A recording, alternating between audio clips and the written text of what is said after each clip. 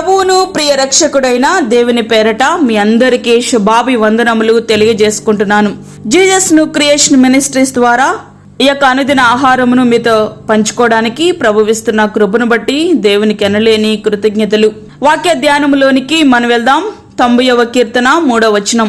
నీవు మనుషులను మంటికి మార్చుచున్నావు, నరులారా తిరిగి రండని నీవు సెలవిచ్చుచున్నావు.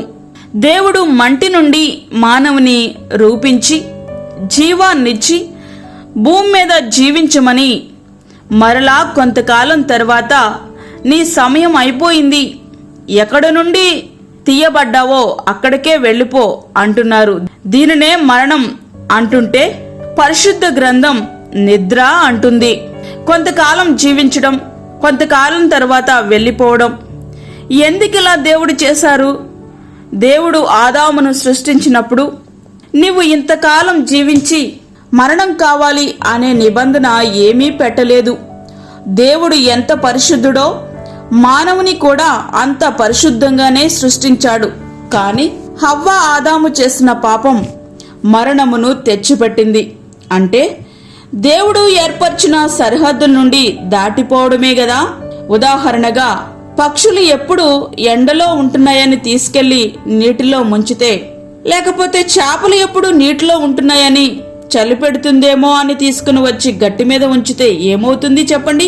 మనిషి కూడా దేవునితో ఉండడానికే సృష్టింపబడ్డాడు, కానీ దయ్యంతో జత కట్టాడు. ఏమవుతుంది? మరణం తెచ్చుకున్నాడు. ప్రతి మనిషికి మరణం ఖాయం. అయితే భూమి మీద నీవు దేవునికి ఇష్టమైన జీవితం జీవిస్తే రెండో మరణంలోనికి వెళ్లకుండా జీవంలోనికి దాటిపోతావు. ఆయన నిన్ను నన్ను ఏ క్షణాన్న పిలుస్తారో మనకి తెలియదు. అటువంటప్పుడు మనల్ని మనం సరిదిద్దుకుంటూ మన జీవితాన్ని ఎప్పటికప్పుడే సరిచేసుకుంటూ వాక్యానుసారంగా జీవిద్దాం. అట్టి కృపా ధన్యత ప్రభు మనకి అనుగ్రహించునుగాక. ఆమెన్. వాక్యం విన్న ప్రియ దేవుని బిడ్డలారా, ప్రార్థనలో ఏకీభవించండి.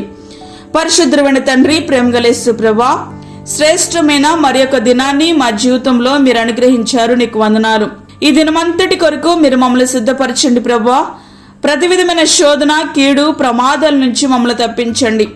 అదేవిధంగా వాక్యమును విని ప్రార్థనలో ఏకీభవిస్తున్న ప్రతి బిడ్డను మీరు దర్శించండి. రక్షణ లేని వారికి రక్షణ దయచేయండి. ఈ భయంకరమైన దినాలలో ప్రభా ప్రతి బిడ్డకు నీ క్షేమాన్ని ప్రసాదించండి.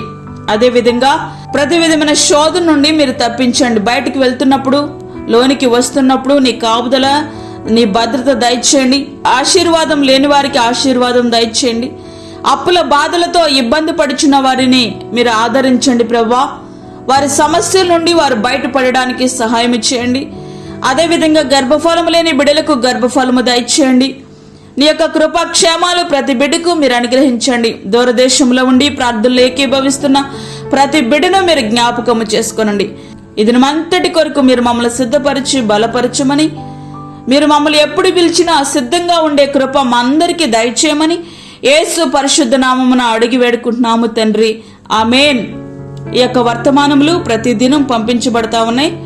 ఈ యొక్క వర్తమానముల కొరకు, అలాగే మీ ప్రార్థన అవసరతల కొరకు సంప్రదించవలసిన మా ఫోన్ నెంబర్ 9177377559.